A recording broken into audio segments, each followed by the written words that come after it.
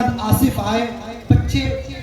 آپ سے درخواست ہے اس بچے کو سنیں یہ حافظ قرآن ہوا ہے کیا کہنا چاہتا ہے اور کیا کرنا چاہتا ہے آئیے سنیں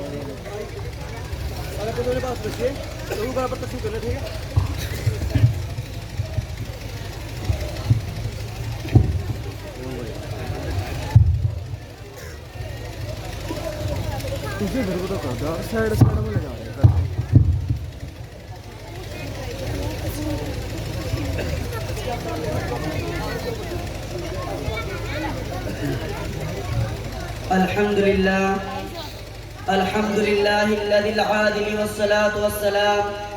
على نبي الكامل وعلى آله وأصحابه الذين سلكوا على سبيل العدل والإحسان رضي الله عنهم ورضوا عنه أما بعد قال الله تعالى في القرآن المجيد والفرقان الحميد أعوذ بالله من الشيطان الرجيم بسم الله الرحمن الرحيم إنا أنزلنا إليك الكتاب لتحكم بين الناس بما أراك الله ولا تكن للخائنين خصيما صدق الله العظيم ہے قول خدا ارشاد نبی فرمان نہ بدلا جائے گا ہے قول خدا ارشاد نبی فرمان نہ بدلا جائے گا بدلے گا زمانہ لاکھ مگر قرآن نہ بدلا جائے گا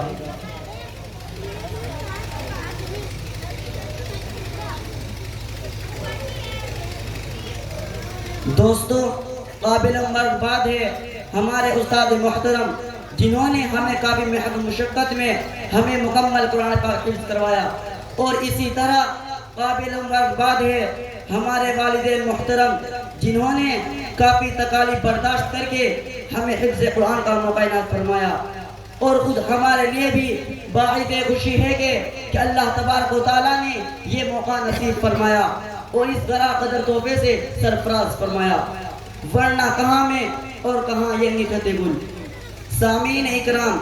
ایمان والوں کی سب سے مقدس کتاب بلکہ اگر میں یوں کہوں کہ اس پوری دنیا کی سب سے بہترین لاریب لاجواب اور مقدس ترین کتاب جس کتاب نے تورات کی تصدیق کی جس کتاب نے انجیل کی تصدیق کی جس کتاب نے زبور کی تصدیق کی اور جس کتاب نے جناب انبیاء کی تصدیق کی حضرت عیسیٰ علیہ السلام کی تصدیق کی حضرت موسیٰ علیہ السلام کی تصدیق کی حضرت موسیٰ علیہ السلام کی تصدیق کی حضرت ابراہیم علیہ السلام کی تصدیق کی جس کتاب نے بتائی نوح علیہ السلام کی عظمت جس کتاب نے بتائی داؤد علیہ السلام کا تذکرہ اور جس کتاب میں آیا اور سابقہ امم کی ہر چیز کو جس نے کھول کھول کر بیان کیا پھر پوری دنیا کے اندر جو چیزیں اللہ تبارک و تعالی نے پیدا کی ہے ان سب کی حقیقت ان سب کی حقانیت خداوند قدوس نے قرآن حکیم میں بیان کی ہے اور مجھے یہ بات کہتے ہوئے قطعاً کوئی تکلف کوئی تردد کوئی تعامل نہیں ہوتا کہ قرآن مقدس وہ عظیم کتاب ہے جو امت مسلمہ کی روح کو تڑپتے دلوں کی فریاد ہے قرآن وہ کتاب لاجواب ہے قرآن وہ کتاب لا ریب ہے قرآن وہ کتاب مقدس ہے قرآن وہ کتاب عظیم ہے جس نے پوری دنیا کو جینے کا ڈھنگ سکھایا قرآن حکیم نے ہی انسانیت کو حیات ثانی عطا کر کے نئی زندگی نئی روشنی نئی طاقت نئی قوت نئی حرارت نئی نسل نئی صحبت نئی صورت نیا ایمان نیا تمدن نیا کلچر نیا اسلوب نیا لباس نیا قانون نیا ضابطہ نیا کلام اور نیا طرز زندگی عطا کیا قرآن حکیم نے ہی انسان کو انسانیت سکھائی قرآن نے مزدوروں کے حقوق بتائے قرآن نے مسلموں کے حقوق بتائے قرآن نے ایمان والوں کے حقوق بتائے قرآن نے غیر ایمان والوں کے حقوق بتائے قرآن نے پڑوس والوں کے حقوق بتائے قرآن نے یتیموں کے حقوق بتائے قرآن نے بے سہاروں کے حقوق بتائے قرآن نے اس پوری دنیا کو ایک ضابطہ سکھایا نظام حیات دیا اور پوری کائنات کے اندر اس مقدس کتاب نے ایک انقلاب برپا کیا اور جب یہ انسانیت سسک رہی تھی اس وقت انسانیت کے اندر جان اگر ڈالی ہے تو قرآن حکیم نے ڈالی ہے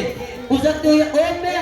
روح اگر پھونکی ہے تو قرآن حکیم نے پھونکی ہے. ہاں مجھے کہنے دو کہ آج پوری دنیا کے اندر, آج پوری کائنات کے اندر, آج پوری عالم کے اندر روشنیاں, بھلائیاں, نیکیاں, شرافتیں, صداقتیں, عدالتیں, حیا, وفا, جرأت, ہمت, دلیری, بہادری, سکون, حقوق اگر ہے تو اس قرآن حکیم کے ذریعے سے ہے. قرآن ہی کے آنے سے پوری دنیا میں امن ہوا ہے. سامعین اکرام, یہ بات پوری دنیا پر آشکار رہنی چاہیے کہ قرآن کریم آخری آسمان سے اچھی کتاب ہے اور احکم الحاکمین کا کلام ہے. یہ کلام دائم لوح محفوظ سے بے حفاظت پیغمبر آخر الزمان سید الانبیاء والمرسلین حضرت محمد مصطفیٰ صلی اللہ علیہ وسلم کے قلب اطہر پر اتارا گیا اور پھر اس کی مکمل حفاظت کا خدائی انتظام کیا گیا. قرآن مقدس کی تعریف کراتے ہوئے اللہ تبارک و تعالیٰ نے بیان فرمایا وَإِنَّهُ لَتَنزِيلُ رَبِّ الْعَالَمِينَ نَزَلَ بِهِ الرُّوحُ الْأَمِينُ عَلَى قَلْبِكَ لِتَكُونَ مِنَ الْمُنذِرِينَ بِلِسَانٍ عَرَبِيٍّ مُبِينٍ. اور قرآن رب العالمین کا بھیجا ہوا ہے, اس کو امانت دار فرشتہ لے کر آیا ہے. آپ صلی اللہ علیہ وسلم کے قلب اطہر پر صاف عربی زبان میں, تاکہ آپ بھی من جملہ ڈرانے والوں کے ہو. اور اللہ کے محبوب سرور کائنات فخر موجودات تاجدار بطحہ حضرت محمد مصطفیٰ صلی اللہ علیہ وسلم نے اپنی پیاری زبان سے یوں کہا انکم لا ترجون الی اللہ بشیء اخرج مما خرج من, یعنی القرآن کہ تم لوگ اللہ جل شان کا رجوع اور اس کے یہاں تقرب اس چیز سے بڑھ کر کسی اور چیز سے حاصل نہیں کر سکتے جو خود حق سبحانہ سے نکلی ہے, یعنی کلام پاک. اور اس قسم کی ایک دو نہیں بہت سی آیت روایت سے مضمون ثابت ہے کہ رب العالمین کے دربار میں کلام پاک سے بڑھ کر تقرب کسی چیز سے حاصل نہیں ہوتا. میرے بھائیوں سنو, غور سے سنو. حضرت امام احمد بن حنبل رحمۃ اللہ علیہ اپنے خواب کا واقعہ بیان فرماتے ہیں کہ میں نے حق تعالی شان کی خواہ میں زیارت کی اور اللہ سے پوچھا کہ الہ العالمین سب سے بہترین چیز جس سے آپ کے دربار میں تقرب ہو وہ کیا چیز ہے؟ ارشاد ہوا احمد وہ میرا کلام ہے. فرماتے ہیں میں نے عرض کیا کہ سمجھ کر پڑھنے سے یا بلا سمجھے. ارشاد ہوا دونوں طرح سے اللہ کا قرب نصیب ہوتا ہے. میرے بھائیوں خالق کائنات خود اپنے محبوب سے کہتا ہے کتاب انزلنا الیک, یہ ایک ایسی کتاب ہے جسے ہم نے آپ کی طرف نازل کیا ہے لتخرج الناس من الظلمات الى النور, تاکہ آپ انسانوں کو اندھیروں سے نکال کر روشنی کی طرف لائے. میرے بھائیوں قرآن حکیم انسانیت کو روشنی کی طرف لانے والی کتاب ہے, بھٹکے ہوئے کو سیدھا راستہ دکھانے والی کتاب ہے, لاکھوں انسانوں کو دلت رسوائے غار سے نکال کر اور سریا پر پہنچانے والی کتاب ہے, اور اللہ سے پچھڑے ہوئے کو اللہ سے ملانے والی کتاب ہے. قرآن کی عظمت کا کیا ٹھکانا. قرآن کا دیکھنا بھی عبادت, قرآن کا چھونا بھی عبادت, قرآن کا پڑھانا بھی عبادت, قرآن کا پڑھنا بھی عبادت,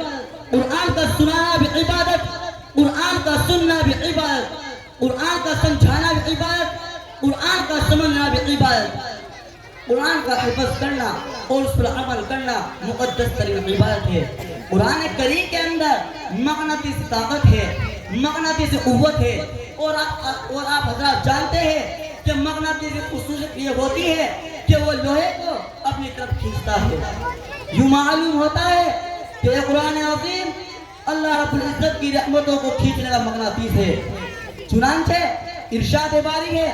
وَإِذَا قُرِئَ الْقُرْآنُ, اور جب قرآن پڑھا جائے فَاسْتَمِعُوا لَهُ وَانصِتُوا, اس کو توجہ ساتھ سنو اور خاموش رہو لَعَلَّكُمْ تُرْحَمُونَ, تاکہ تم پر اللہ کی رحمتیں برسائی جائے. گویا جس محفل میں قرآن حکیم پڑھا جائے یا سنا جائے یا بیان کیا جائے اس محفل پر اللہ کی رب العزت کی رحمتیں برسا کرتی ہے, رحمت الہی کی برسات شروع ہو جاتی ہے. لیکن افسوس صد افسوس کہ آج ہم نے کلام اللہ سے رغبت چھوڑ دی، اللہ کے قرآن کو پڑھنا چھوڑ دیا۔ ایک وقت وہ بھی تھا کہ راتوں کو گھروں کے اندر سے تلاوت کی آواز آیا کرتی تھی، اگر کوئی تہجد کے وقت گلیوں سے گزرتا تو قرآن پڑھنے کی آواز آتی تھی